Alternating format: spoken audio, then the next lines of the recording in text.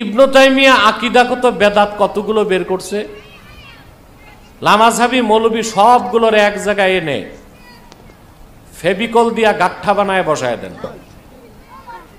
তারপর জিজ্ঞেস করেন তো যে ইবনে তাইমিয়ার আগে পৃথিবীর কোন আলেম এই কথা বলছে যে নিয়ত করে জিয়ারত করতে যাওয়া শিরক? কেউ বলে নাই। অথচ ইবনে তাইমিয়া বলছে ইব্রাহিম খলিলের রওজা ফিলিস্তিনে নিয়ত করে জিয়ারত করতে। আলহামদুলিল্লাহ ওয়াসসালাতু ওয়াসসালামু আলা রাসূলিল্লাহ, আম্মা বাদ।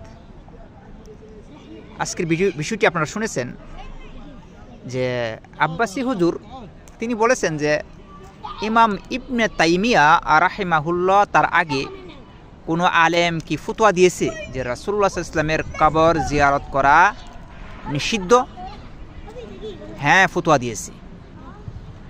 রাসূলুল্লাহ সাল্লাল্লাহু আলাইহি ওয়াসাল্লামের কবর জিয়ারত মানে সফর করা, যেমন কোনো ব্যক্তি বাংলাদেশ থেকে সফর করলো শুধু উদ্দেশ্য করে রাসূলুল্লাহ সাল্লাল্লাহু আলাইহি ওয়াসাল্লামের কবরকে, অথবা কোনো ব্যক্তি রিয়াদ থেকে সফর করলো উদ্দেশ্য করে রাসূলুল্লাহ সাল্লাল্লাহু আলাইহি ওয়াসাল্লামের কবরকে উদ্দেশ্য করে জিয়ারত করার জন্য, অথবা কোনো ব্যক্তি যদি মিশর থেকে উদ্দেশ্য করে যে রাসূলুল্লাহ সাল্লাল্লাহু আলাইহি ওয়াসাল্লামের কবর জিয়ারতের উদ্দেশ্য করে বের হই, তাহলে এটা করা যাবে কি না? এটা করা যাবে না। এই সম্পর্কে প্রশ্ন করেছিল ইমাম মালিক রহিমাহুল্লাহকে। এই বিষয়গুলো আছে মাজমু আল ফাতোয়ার 1 নম্বর খণ্ডের 304 নম্বর পৃষ্ঠার মধ্যে, এবং আল কাদি আল ইসমাইল তার কিতাবের নাম হলো মাবসুতিহি এর মধ্যে এসেছে।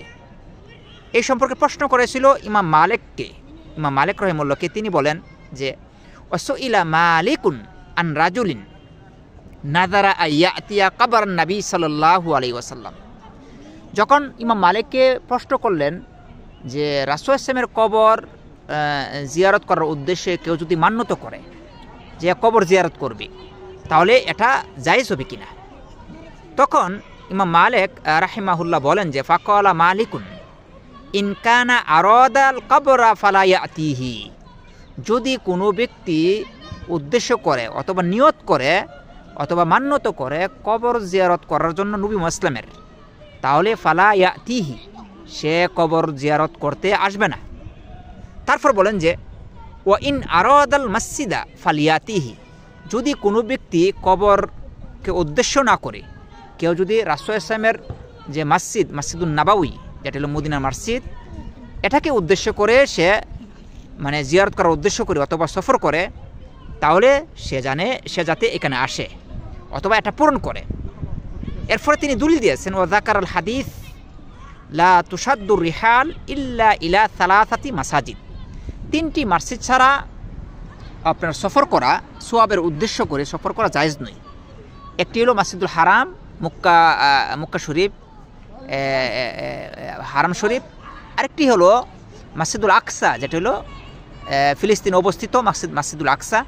আরেকটি হলো মাদিনা, রাসূলুল্লাহ সাল্লাল্লাহু আলাইহি ওয়াসাল্লামের যে মাদিনা শরীফ, যেটা আমরা বলি মসজিদুল নবওয়িয়া, রাসূলুল্লাহ সাল্লাল্লাহু আলাইহি ওয়াসাল্লামের মসজিদ।